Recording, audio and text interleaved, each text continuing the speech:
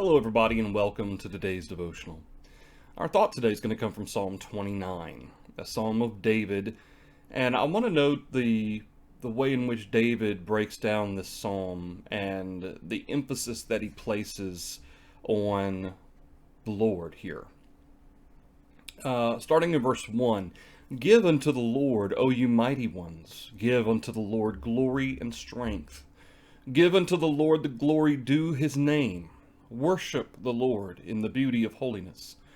The voice of the Lord is over the waters. The God of glory thunders. The Lord is over many waters. The voice of the Lord is powerful. The voice of the Lord is full of majesty. The voice of the Lord breaks the cedars. Yes, the Lord splinters the cedars of Lebanon. He makes them also skip like a calf, Lebanon and Syrian like a young wild ox. The voice of the Lord divides the flames of fire. The voice of the Lord shakes the wilderness. The Lord shakes the wilderness of Kadesh. The voice of the Lord makes the deer give birth and strips the forests bare. And in his temple everyone says, Glory. The Lord sat enthroned at the flood, and the Lord sits as king forever. The Lord will give strength to his people.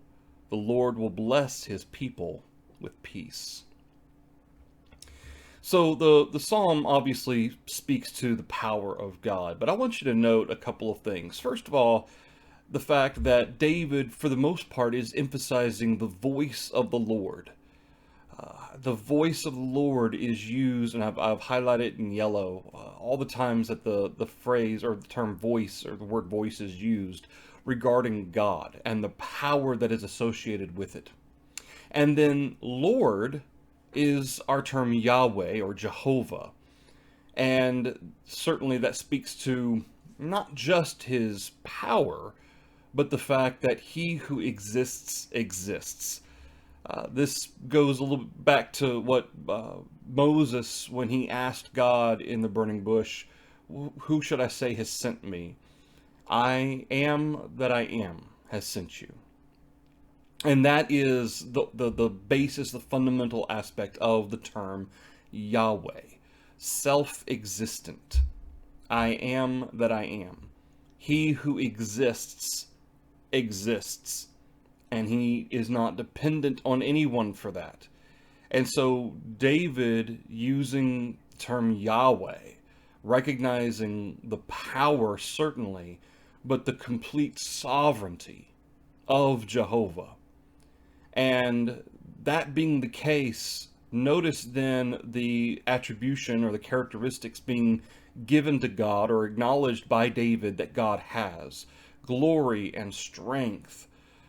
Glory due his name. Worship the Lord. It says the God of glory thunders.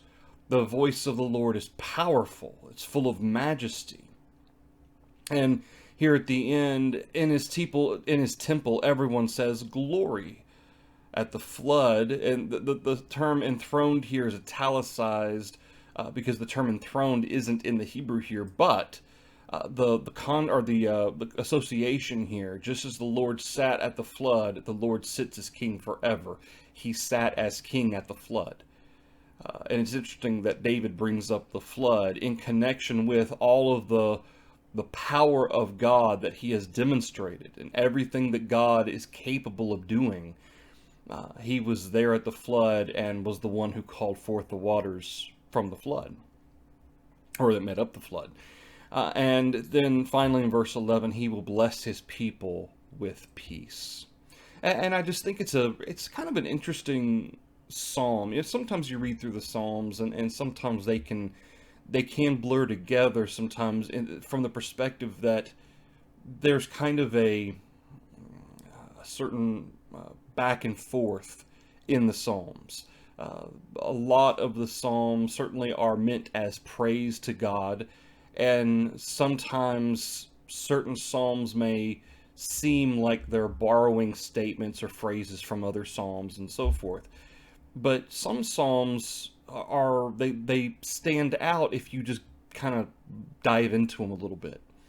And Psalm 29 is one of these that emphasizes the sovereignty and power of Yahweh, the voice that all he has to do is speak something and it happens. And that because of this great power, this great authority, this great Jehovah, this great Yahweh, we are to give him the glory that is due to his name. And certainly it brings us to remembrance of the fact that in Genesis chapter 1, we know that in the beginning God created the heavens and the earth. And in verse 3, God said, "Let there be light," and there was light. And then God spoke the firmament into existence in the midst of the waters. And God called the waters under the heavens to be gathered in one place, dry land, and so on and so. And it's always God said, God said, God said. And this speaks a little bit back to, or this kind of helps us to connect maybe a little bit of what David is referring to when he refers to the voice of the Lord. And how that the voice of the Lord, all it has to do is speak something, and it happens. That the power of God, and of course God doesn't even have to say it, he could just think it and it happens. But just by the mere word, the floods came. But it also brings to my remembrance an event in 1 Kings chapter 19. And this is after Elijah has run after the servants of Baal has killed the prophets and so forth. After the servants of Baal were killed at the temple of Mount Carmel, and then Ahab and Jezebel, they're chasing down all the prophets. They're chasing down, or Elijah thinks he's the only one left, and so he runs to Sinai. And what we have here after he has come, or I'm sorry, Sinai, to Horeb in verse 8. And in verse 9, there he went into a cave and spent the night in that place. And behold, the word of the Lord came to him, and he said to him, "What are you doing here, Elijah?" And so Elijah said, "I have been very zealous for the Lord God of hosts. For the children of Israel have forsaken your covenant, torn down your altars, and killed your prophets with the sword. I alone am left, and they seek my life." Then God speaks to Elijah, "Go out and stand on the mountain before the Lord." And behold, the Lord passed by, and a great and strong wind tore into the mountains, and it broke the rocks in pieces before the Lord. But the Lord was not in the wind. And after the wind, an earthquake. But the Lord was not in the earthquake. And after the earthquake, a fire. But the Lord was not in the fire. And after the fire, a still small voice. And so it was when Elijah heard it that he wrapped his face in his mantle and went out and stood at the entrance of the cave. Suddenly a voice came to him and said, "What are you doing here, Elijah?" Verse 14 says exactly the same thing again. And then in verse 15, God's going to give Elijah some directions. Okay, you need to go back. When you arrive, Hazael needs to be king over Syria. Jehu needs to be king over Israel. Elisha needs to be appointed as prophet in your place. And this is what God says is going to happen regarding what Jehu and Hazael's going to do. And in verse 18, "I have reserved 7,000 in Israel, all whose knees have not bowed to Baal, every mouth that has not kissed him." And this is after, of course, that he has offered this idea that I'm the only one left.